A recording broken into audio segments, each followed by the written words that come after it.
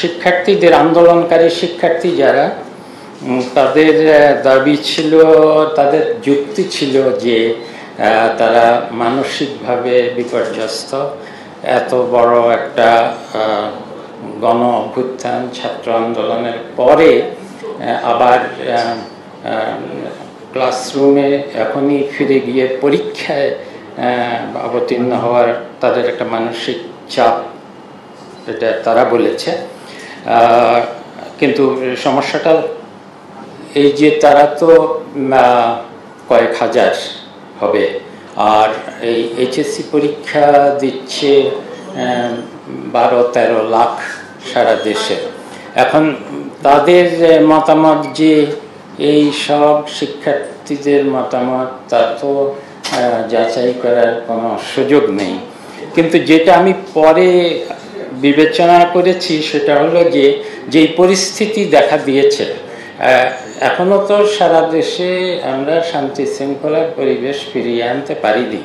সেটা বিশেষ করে গতকাল যেভাবে প্রশাসনের সর্বোচ্চ স্থানে যেভাবে আন্দোলন হয়েছে সেক্রেটারিয়েটের ভিতরে, সেটা তো খুবই দুঃখজনক এবং আগে কখনো সেটা হয়নি।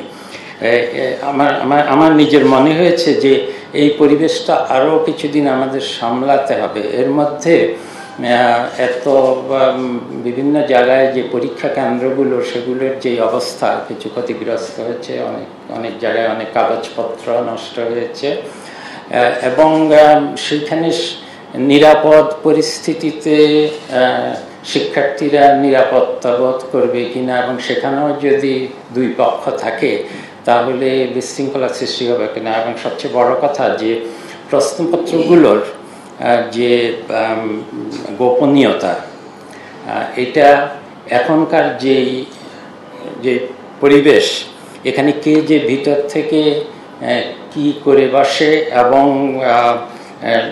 কোনো একটা চক্রান্ত যে কোনো পরীক্ষাকে প্রশ্নবিদ্ধ করার যথেষ্ট সুযোগ এখানে অনেকের আছে ভিতরে, আমরা তো জানি না এরা কারা।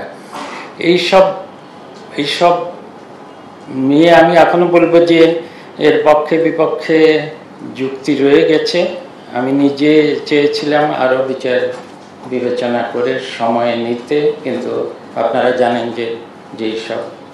যে ঘটনাগুলো ঘটেছে সেটা অনভিপ্রেত ঘটনা। তবে একটা রক্ষা কবচ আমার মনে হয়েছে, সেটা হলো আমরা যখন ছাত্র ছিলাম, আমি তখন এই ব্যবস্থা ছিল, এখন সব কলেজে নাই কিন্তু ভালো ভালো কলেজে আছে। সেটা হলো এই পরীক্ষার্থীরা তো পুরো শিক্ষা বছর পরীক্ষা দিয়েছে, তাদের টেস্ট দিয়েছে, প্রি টেস্ট দিয়েছে।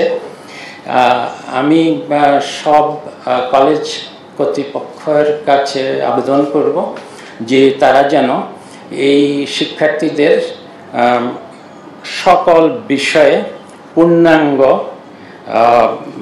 মূল্যায়নপত্র, যেখানে তাদের যে পরীক্ষাগুলো দিয়েছে সেই মূল্যায়নপত্রটা তাদেরকে দেওয়া হয়। এখন বোধহয় সব কলেজে দেওয়া হয় না, কিন্তু আমি বলবো যে ছাত্ররা নিজেদের স্বার্থেই সেটা যদি চায় তাহলে যে কোনো শিক্ষা প্রতিষ্ঠান অধ্যক্ষ সেটা দিতে বাধ্য। এমনও দেখা গেছে যে যারা বিদেশে, আমাদের শিক্ষার্থীরা উচ্চ মাধ্যমিক করেই বিদেশে চলে যায়, সেখানে কিন্তু আমাদের যে এই এসএসসি এইচএসসি এগুলোর ফলাফলের থেকেও আমার নিজের অভিজ্ঞতা, আমি জানি আমার ছেলেমেয়েদের অভিজ্ঞতা থেকে, যে তারা সবচেয়ে বেশি মূল্য দেয় ওই স্কুলের মূল্যায়নপত্রের। কারণ তারা জানে যে সেই স্কুলের শিক্ষকরা এবং যারা বিশেষ করে যিনি প্রধান শিক্ষক তিনি তো এই মূল্যায়নপত্র দেন, সেটা উনি জেনে শুনে, প্রত্যেক শিক্ষার্থীকে জেনে শুনেই তো সেটা দেন। আর আমাদের তো এর পরবর্তী পর্যায়ে বিশ্ববিদ্যালয়ের ভর্তি পরীক্ষা আছে। এই ভর্তি পরীক্ষা তো সব বিষয়ের উপরই হয়। বিশ্ববিদ্যালয় কিভাবে ভর্তি পরীক্ষা নেবে সেটা তো